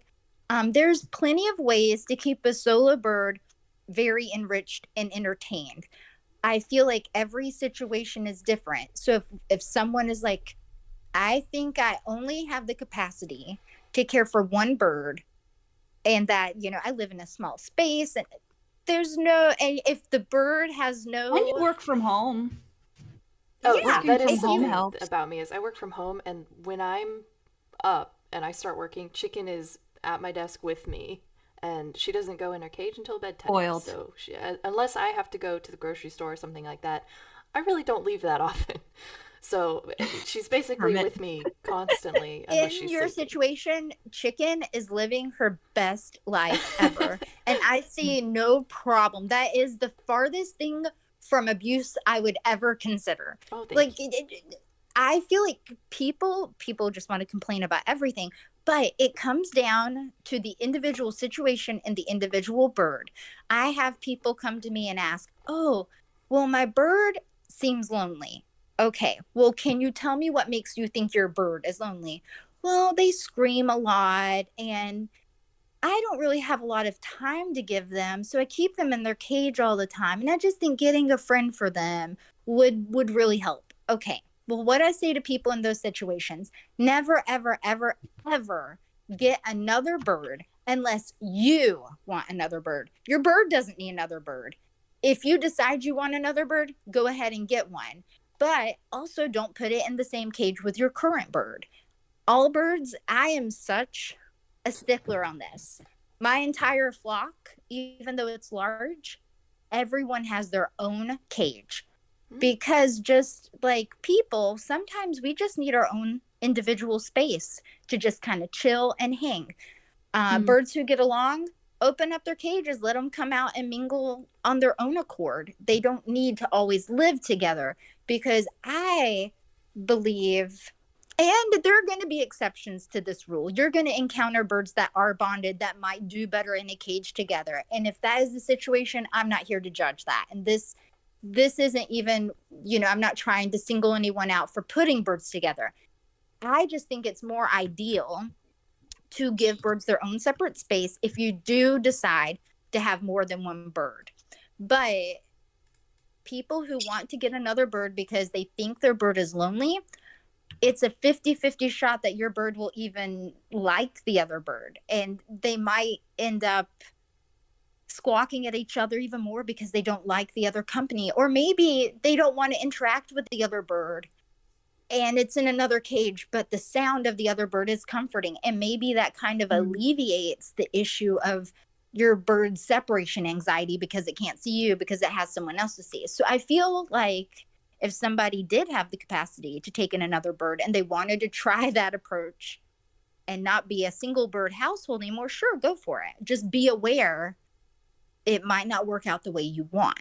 But at the end of the day, there is no right or wrong way to have a bird. You absolutely can have a solo bird, and I do not view that as abuse. As long as you have the time to give and your bird is not, there's no distress that is shown. Your bird isn't plucking all its feathers out, and it's just, it's completely... Sometimes another bird can help.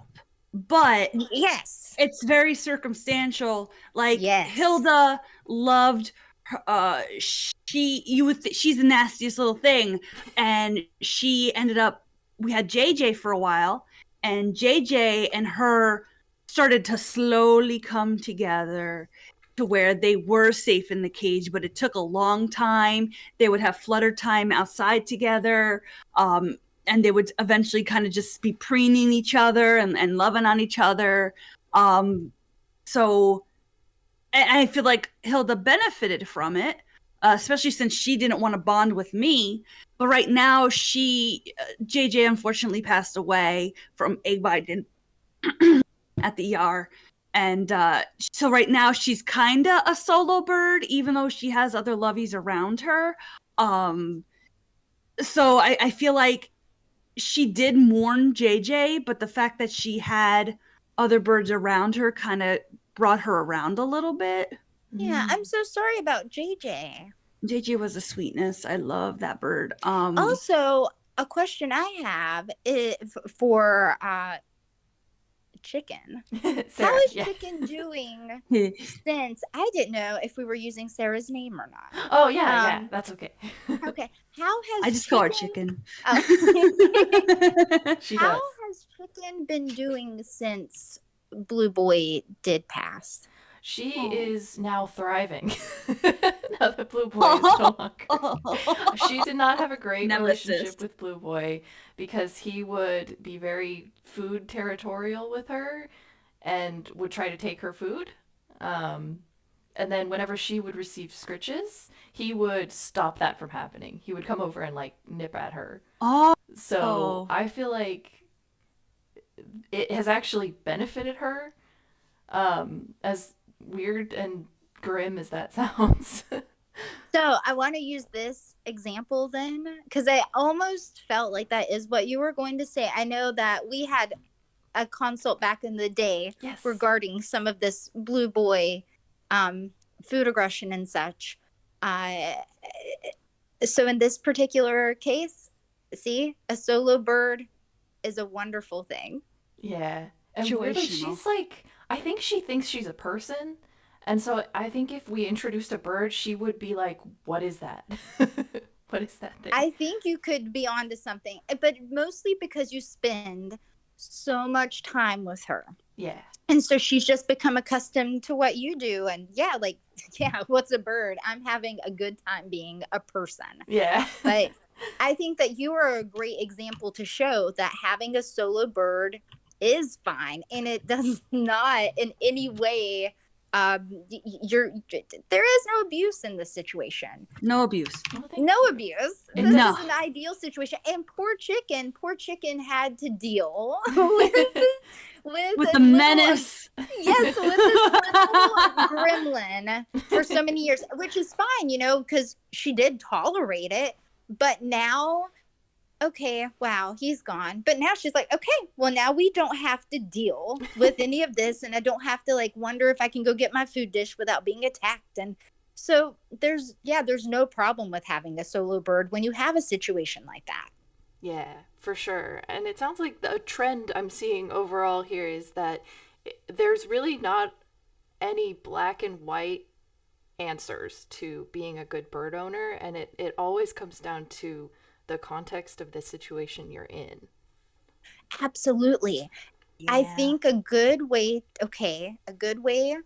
that I can think of this is, how when you're a little kid and you are in your own environment and you know how your family is. So you know what's normal to you, but then you go out in the world to like a public school and you're talking to another kid and they're like, well, my family does this. And you're like, what? That sounds weird. And Yeah. it's the same with little birds. Like they're used to what their family offers and does for them.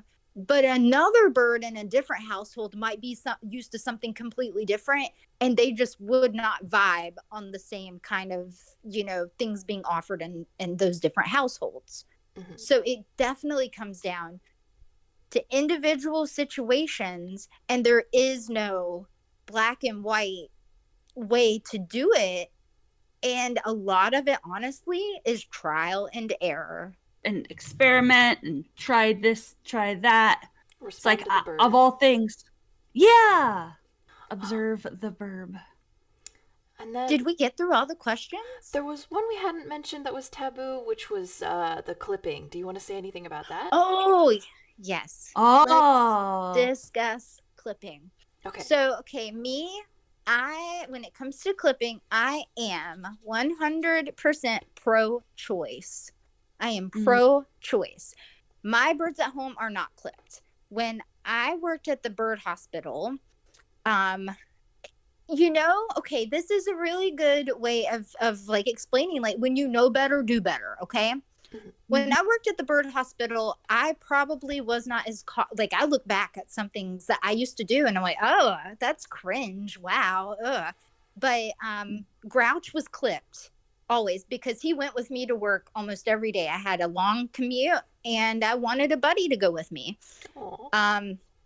So I never wanted to take the chance if like I'm walking through the parking lot with his carrier and I dropped it and he flew out, I would be devastated. So he was clipped and he was fine. He, at the time, he was a solo bird. He was the only bird I had for kind of a while. But he got so much attention. It was great. When I left the bird hospital and just became self-employed, I didn't need to go anywhere anymore. And then, you know, I ended up with more birds and I can't take them all out everywhere. So I had no reason to clip Grouch anymore. He's completely flighted, but he can't really fly anyway because he had a wing injury from when he was younger.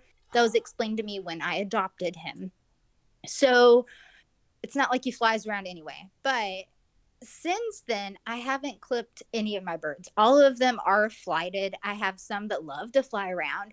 And so I'm just extra cautious about opening doors that go to the outside without a barrier. If birds are out, I make sure birds are all put away if I'm going to do that, or that if someone else is going in and outdoors, I have these birds in a secure spot so they can't fly out. It's all just being mindful. Now, if you live in a home, okay, if you live with roommates and you have no control over a situation, and let's say you have a ceiling fan and your roommate just is not mindful of your bird, doesn't really care that you have a bird, and wants to run the ceiling fan all the time, I have no problem with someone making the decision to clip their bird to prevent an accident because they're aware of environmental factors that could potentially harm their bird. Sometimes there's like medical issues. Maybe you should clip a bird because they just need to stay in one spot. They shouldn't fly for whatever reason. There are just so many factors out there. And I feel like only the bird owner would understand. I feel like if you can keep your bird flighted, sure, that obviously that's the most ideal thing you can do. And working on recall training is really cool. In the event your bird does accidentally get outside, you'd have a better chance of getting them to come back to you without going through, calling the fire department to come get them out of a tree or something. But I feel like people who are so against clipping, they often have good intentions. They often do have the best interest of a bird in mind. But at the same time, they're not the ones living with that particular bird, and they're not aware of the actual environmental situation. And it's really none of their business. It's none of, unless somebody is harming a bird and abusing it, it's really no one else's business what a bird owner chooses to do when it comes to caring for their bird in that way. Sometimes I believe people who are inexperienced with birds, it gets a little frustrating if you bring a new bird home and it is a little bitey and it wants to be flighty and fly all away from you and you can't step it up. And sometimes vets will recommend a clipping to have that time to hang out with the bird because now it can't fly away from you, right? Seems a little forceful, though. Yeah. That's like a bad impression. And I feel like it would put a bad impression on the bird. Yeah, and and that goes with the whole like a bird can't consent to that either. Mm-hmm. But there are situations where that can make a difference because now the bird owner who was a little more fearful of this bird might have that chance to build a bond. The good thing about clipping, and this is what I always say, guess what? It's only temporary. Those wings will grow back. And in a case like that where it does feel like it's forceful, the good news is maybe the owner will gain the confidence to handle their bird a little better and build that bond. Because once you build that bond, the bird's going to have a more pleasant interaction with you to begin with.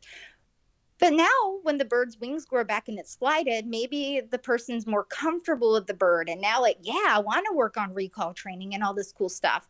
So I don't know how I feel about the whole clipping to train. That seems too much to me. I would just say, hey, work on it just be more patient until the bird gets used to you. I feel like that's ideal. What you just said is the most ideal. Yeah. I feel It's like like last clipping- resort is clipping. Yes. Okay. So for the my safety of the recommendation- bird. Yes, my recommendation to any client is clipping is the last resort.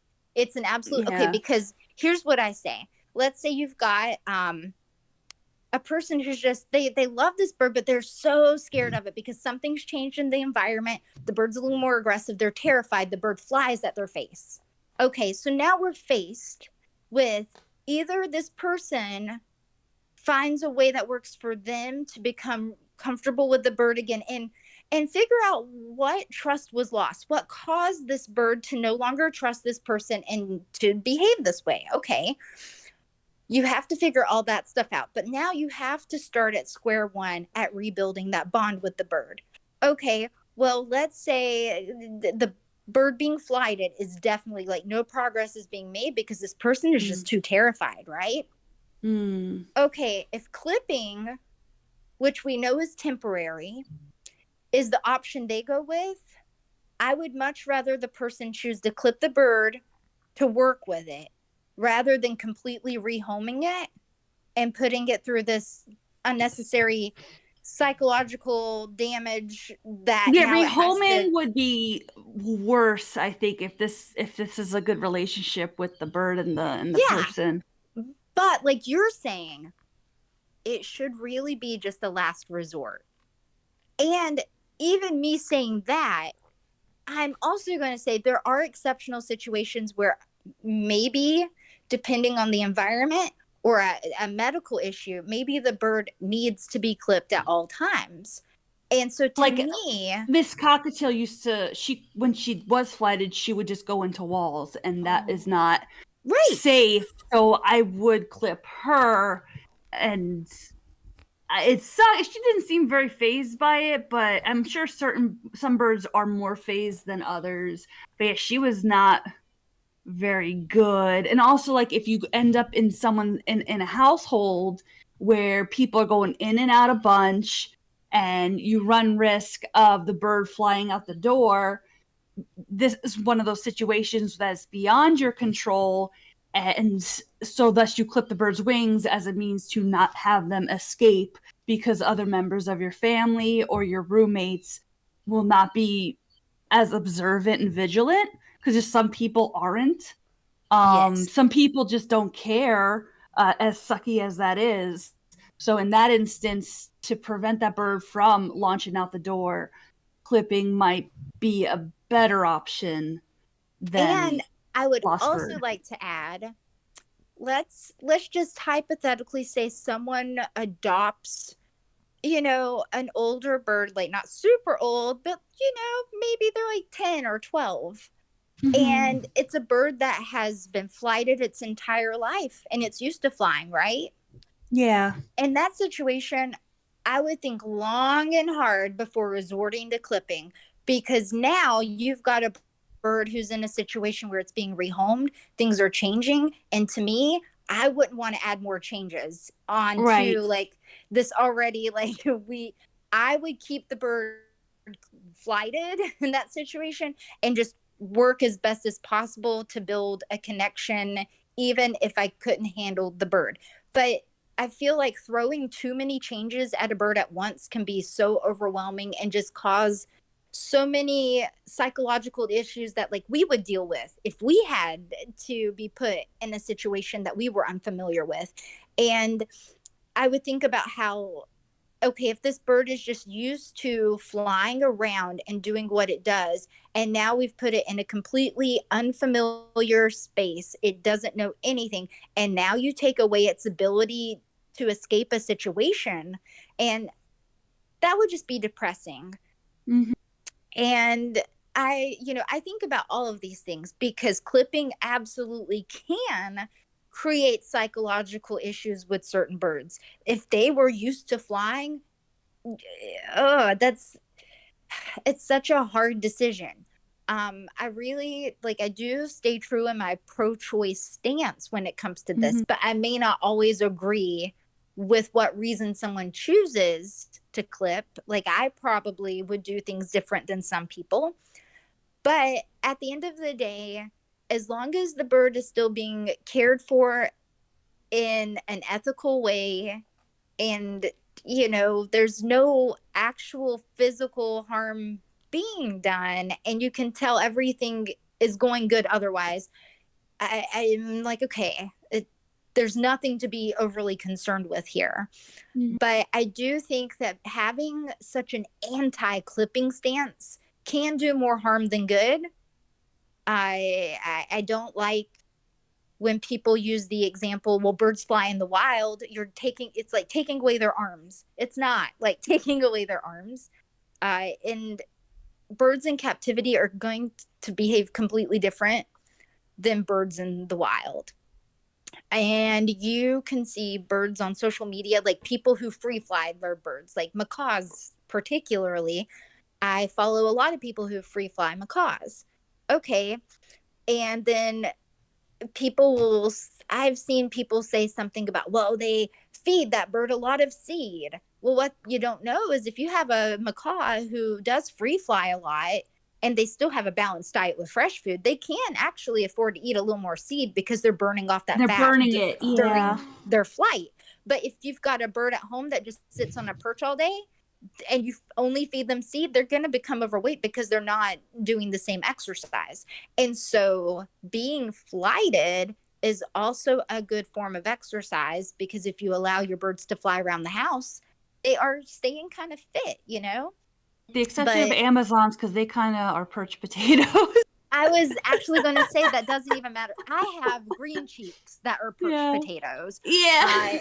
You're going to have all sorts of species that they might have the ability to fly and be completely flighted and still choose not to, Like, eh. because they live inside of a house where they're spoiled rotten.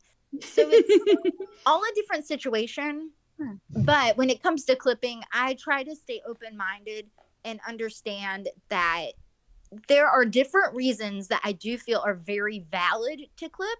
But I also feel like in some situations, people might jump the gun a little too soon and clip before thinking of things they could have tried before they decided to clip, because now you have to wait all that time for it to grow back. But the good news is clipping is temporary. But clipping is a very hot topic for sure. That is the people who are very passionate about being anti-clipping. But you've also got people who are very passionate about being anti-cage. And that I feel like is another hot topic. And I am not anti-cage by any means. I think it's really, really super cool. So if you do work from home and your birds do get to kind of like just roam around freely, and as long as like you are aware of your environment and the dangers that lurk, and you're avoid the bad chewing like things, if you're like cooking, your bird wires. goes in the cage. And I should say, you remind me how chicken, like when you said that the cage is like the bird's room, we say, so at the end of the day, chicken usually puts herself to bed by going in her cage on her own. And we call that going to her room. Like, in the afternoon, she'll like go to her room and then she'll preen on a different perch for a little while. And then when she wants to go to sleep, she'll go up and sleep in her sleep spot. And we think of it like it's her own little house that she has designated spots in. Like, this is my chill out space. And she seems to feel really safe in there. And I think that's a lot of the reason why she enjoys going there at night. And I love that. I love that. And that is her little safe spot. And it sounds like she has her routine and she knows when it's bedtime. And when people just really harp on cages, I get upset because I know how my birds are. I can have the cage doors open all day long and they come and go as they please, and they'll fly around for a while. And then later I'm like, oh, you're back in your cage taking a nap. Okay. Like they make that choice. That is their safe spot. It's where they feel the safest. I know that some people, I think someone had contacted me at one point to talk about their bird who was free range. That was what they said, free range, no cage at all. And they had encountered some behaviors where maybe their bird was hiding under appliances and things where they couldn't get their bird. And to me, I'm just like, oh, I would have never let the situation get to that. Like, one, I would never let my bird boss me around, you know, especially when it comes to their safety. But cages are also there for safety. When you leave your home, because I also know people who leave their birds out of the cage 24/7, even when they leave the house. And to me, that's the scariest thing because anything can happen. I know one person told me once they were a free range house. They never put their birds in a cage until one day they came home. And you know how some blinds, it has like a little plastic thing that you can turn the blinds, but it also might have like a little string thing. Yeah.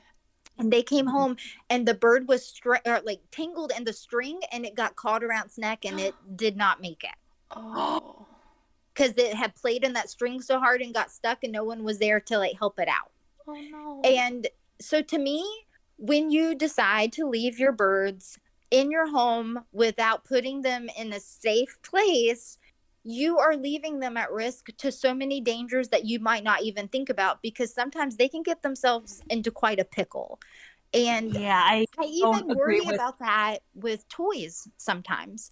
Yeah, it's true. Certain toys they'll get Yeah. stuck in, and like Lolo got her beak stuck between this little ball, and she boo booed the top of her beak, and it's like of all things, Lolo, like it was just it was a bird toy, and her beak, it was, I guess the bars were too thin for her to pop her beak out easily.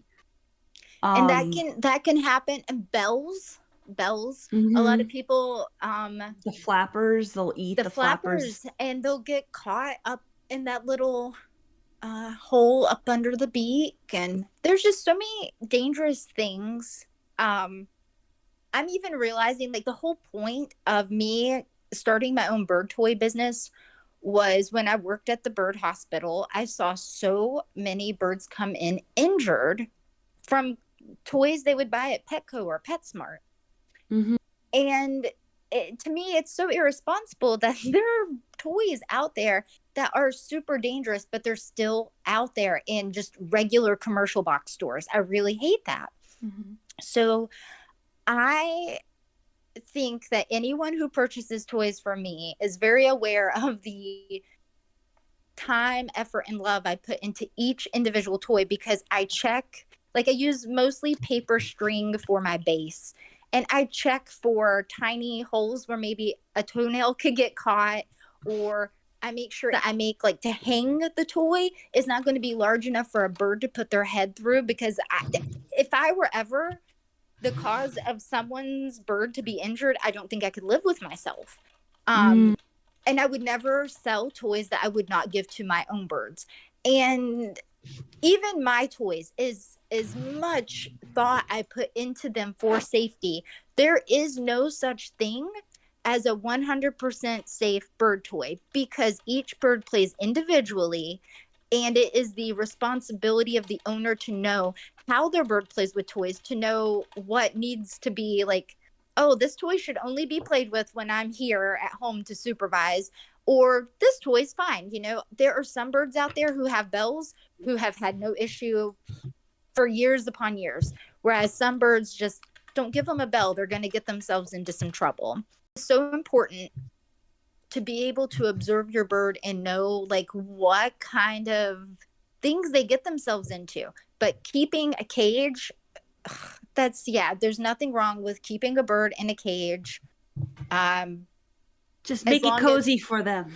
A cozy bedroom. Like think about how you'd want, like sometimes you just want to go in your bedroom and chill and just be left alone. And sometimes at nighttime, my guys go. So Jester fell in love with her bin when she got boo-booed.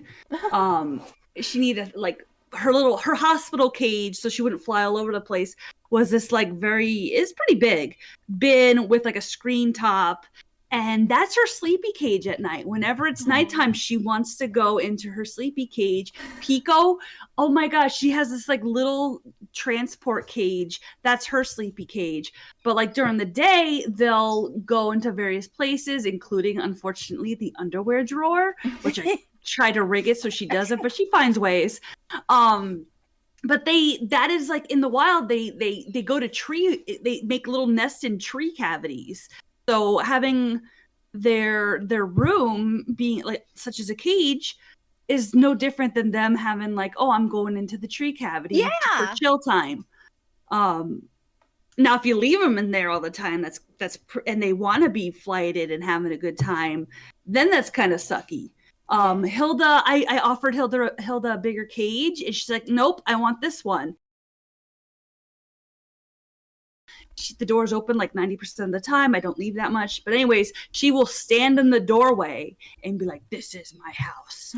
No, none shall enter. And I'm like, okay, if that's what you want. She can go into the other cages because they're open too. And she's like, nope, this is my spot. Everyone else piss off. Except she'll let Lolo in there. Lolo and Milo she's okay with. But Jester, no, Jester shall not pass. Tell us about where people can get your really awesome bird toys. I know Chicken is a believer. She has had one of the really elaborate toys that you made in her cage, and she loves it. And sometimes we do little foraging exercises with it. Like I'll hide millet inside of it so that she gets to look for it. And yeah, it's a huge hit. I'm happy to hear that. So I created Seed Street Toys when I realized that we need more options for safe, or as safe as possible bird toys. And mine specifically focus on foraging because enrichment goes hand in hand with behavior, and enrichment can prevent a lot of unwanted behaviors. And shredding, foraging, those are natural behaviors, and I create toys to encourage those natural behaviors. So in the toys that I create, I hide safflower seed. So if anyone contacts me and they're like, oh, my bird can't have this, that's fine. I can customize toys for however you need. But just providing fun enrichment is my priority. Keeping beaks busy is very important to me. But you can find my Seed Street Toys page on Facebook, and you can send me a message there. And I can take orders however you like. I can build a box for you. I do a lot of mystery boxes. That's my top seller. I have a website. My website is a work in progress, but I do have a limited storefront up and running at www.seedstreettoys.com. Also created a product I'm very proud of called Super Lavender Haze.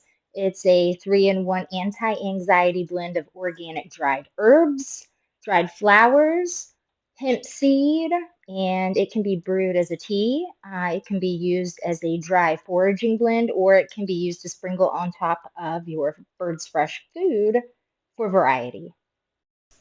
You can get a Super Lavender Haze bundle, and it comes with the bag of the tea, and it comes with Ravi's Rollies. So Ravi's Rollies, I thought we're kind of leaning into which the Super Lavender Haze sounds like a strain, and I did that on purpose. But the Rollies are little paper straws, and I filled those with safflower seeds. So those are some really fun foot toys, and they can chew them up. But for humans, it's good entertainment to watch your bird do foot hand. That's what I like. I love that too. I like when they hold things and they're like, num num num. It's so cute. Yeah. So you get Ravi's Rollies, and then you get the tea, and then I also include like some little tiny cardboard boxes that you can use to put your stuff in to kind of make your own little toys with the tea and encourage your birds to forage a little more. But Ravi's Rollies are probably one of my top sellers as like a small toy, because it's just kind of funny when you know the whole aesthetic of it. And yeah, so Super Lavender Haze, Ravi's Rollies. There's pot leaves on the graphic. Oh my gosh! How so scandalous. While we talk about this, like, I really want to give a shout out to my friend who is my artist for the graphic. Her name is April Martinez. She's such an amazing artist. So when I had told her that I was creating this product, she's like, oh my God, I've got this idea of an image for the label, and she just created it, and it's just perfect. It's It's beautiful. very Like, good. so also when you order a bundle, you get a sticker that has that design, because I'm Aw. so smitten with that artwork that I just don't want people to throw out the bag that has the art on. You get a sticker to keep too. So Nice.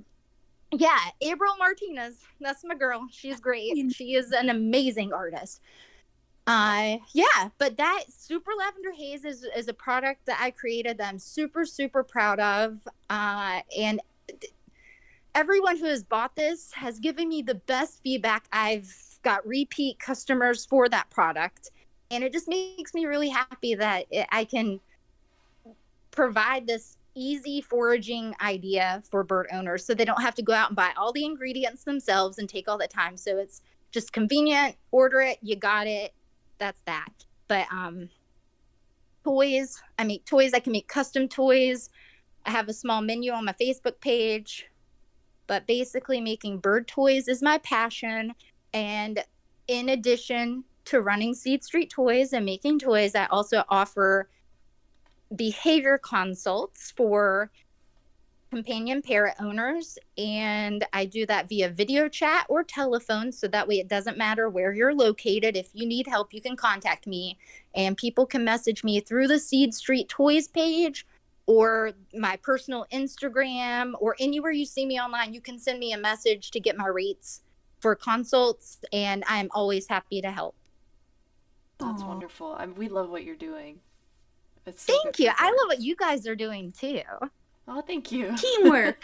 Team Bird. Yeah, and thank you everyone for listening. I hope you enjoyed. If you got this far, I'm really impressed. That ADHD didn't kick in. Yeah. Short attention spans. We covered get it. so much good information. I'm so hopeful for like the people who are gonna take away some of this information and implement it in their lives with their birds. Be good to your Yeah. birds. Yeah, be good to your That is the birds. moral of the story. And each other.